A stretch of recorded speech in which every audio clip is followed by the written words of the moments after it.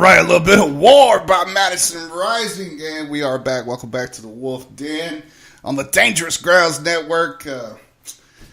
Hopefully, prayers out to John. Hopefully, the situation is not too big of an emergency, but we are back. So, Miss Gare, if you want to continue on, by all means, go right ahead. I'm here. Well, we're talking about the memo and trying to kind of break it down for you as far as the background of what it was talking about and all of these bits and pieces that have come out over months and kind of piecemealing those together. And something I wanted to bring up, and I don't know if a lot of Americans don't actually know who this man is, and so I kind of wanted to break this out as well. And this is something that I truly believe is part of this memo release, and in my opinion, may actually be the impetus for the release of the memo in the first place. Kind of giving a little bit of backstory.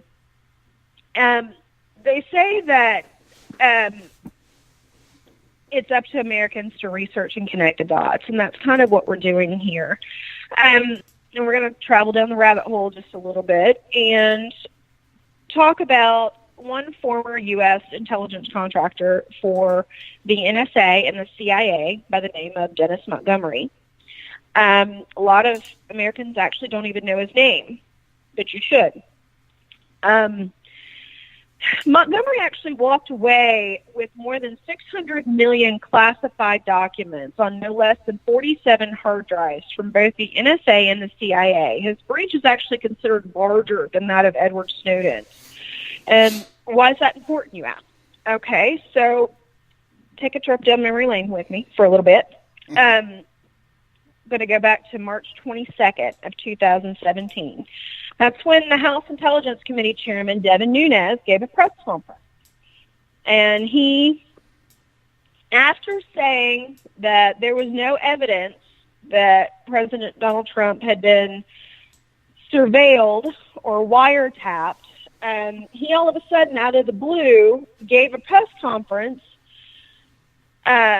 actually affirming that President Donald Trump had indeed been under surveillance. If you'll recall, in the earlier part of March, around March 4th, Donald Trump had released a series of tweets talking about how Obama had, one of the particular tweets is terrible, just found out Obama had my wires tapped in Trump Tower just before the victory. Nothing found. This is McCarthyism. And he actually did a series of tweets, as he does sometimes, where he talked about how he had been spied upon and how he had been,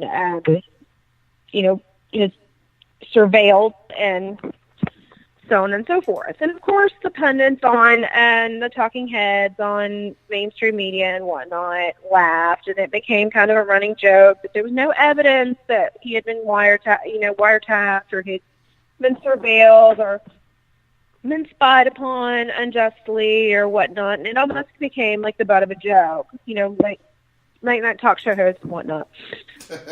Then all of a sudden, on March 22nd, we see Devin Nunes all of a sudden, out of the blue, saying, hey, yeah, by the way, about that, he's telling the truth. And then you see the mainstream media and those in Washington start to circle Nunes, and then they try to discredit him. He ended up having to recuse himself from the Russia investigation and all of that, if you recall all of that. So, some background on that. There's a reason why